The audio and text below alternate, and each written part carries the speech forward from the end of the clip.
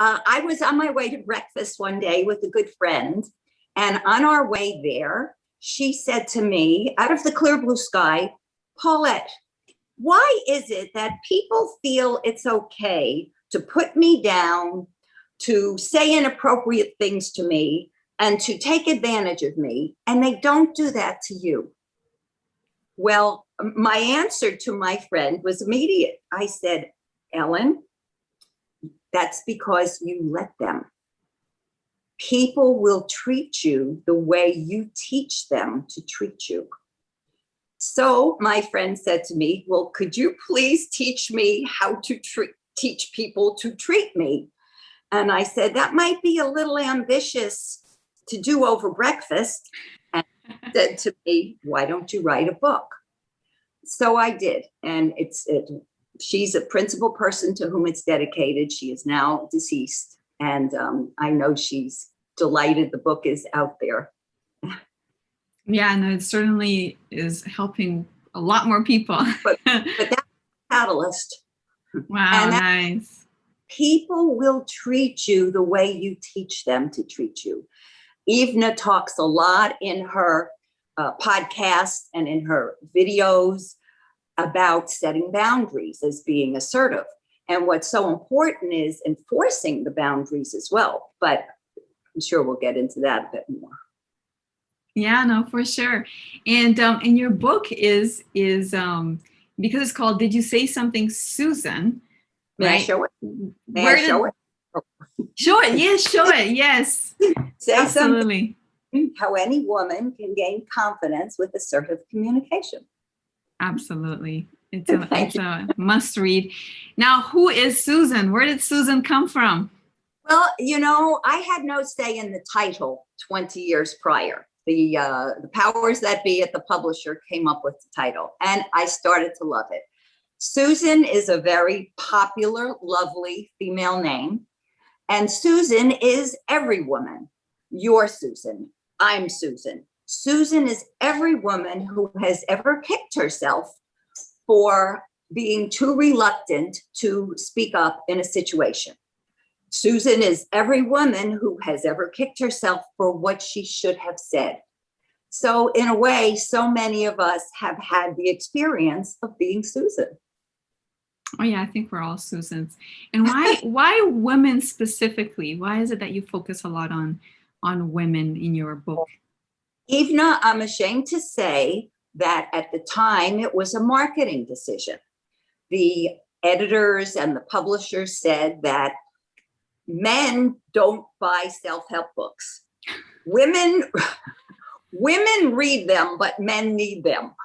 That's so funny. and they felt that focusing on the female niche would be better for marketing purposes. And being naive as to the publishing world for self-help and for trade, I had written several textbooks prior, which are still used internationally in language institutes all over the world, including Brazil. I was going to defer to their advice on the best approach to take. So that's the reason it's geared towards women. It was a pure marketing decision at the time. I personally think it does, assertiveness does fit within self-help, but it does also fit within the context of other areas as well, of careers, communication skills. It's just so many different things at once, yeah. Right? So it depends on the approach that they decided to take at the time, sure. The publishers. Sure. And who encouraged your own personal, like when you were a child, were you assertive? And how did you change? Who encouraged you to change? My dad would not tolerate it if my mother or my brother or myself were not assertive. And the big catalyst was an incident that happened when I was 17 years old. I was not particularly assertive. And I had a job as a showroom model in the New York City Garment Center. And there were a bunch of mannequins in the corner of a room. and one of the showroom managers wanted me to go stand with the other mannequins. So he said to me, go stand over there with the other dummies, because dummies is a slang term for mannequins. Paulette, go stand over there with the other dummies. So, like a dummy, I went over there and stood with the other mannequins. I was too intimidated to protest the insult. So at dinner that night, the incident was still bothering me, and I mentioned it to my family at the dinner table. And I was expecting innocuous platitudes like, don't let what he said bother you, or just forget about it. But no, my father said to me, oh, really? And what did you respond? And I sort of mumbled, well, Dad, I didn't say anything. And he became irate, and he smashed his fist down on the dinner table and said, how dare you allow yourself to be spoken to that way? You are inferior to no one, and don't you ever forget it. Well, a half a century later, I've never forgotten his words. And that was pretty much the catalyst for my realizing the importance of speaking up for yourself. Otherwise, you deny yourself as a person. Yeah, that's an interesting, because you mentioned that you felt humiliated, Oh, yeah. which I totally understand in that situation. And so your parents, both of them, were they both assertive? No, my mom, not so much. My dad was highly assertive. My mother bordered on passive. And when I wrote the book and she read a copy, she had tears in her eyes.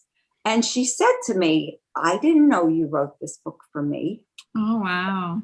I'll never forget that. And I said, Mom, I didn't write this book for you. I wrote this book for every woman who has trouble speaking up, needs a little encouragement. And I had no idea that she really felt so intimidated, and speaking up was such an effort for her. But she did it anyway, which brings me to feel the fear and do it anyway, ladies. You might think, I don't know, I'm too timid to ask a question in class, or I don't want to express my opinion at this meeting. You know what? You deny yourself as a person if you don't speak up when you want to. So do it anyway, and then the confidence just starts to come, and it gets easier and easier. I know Ivna has spoken about this as well.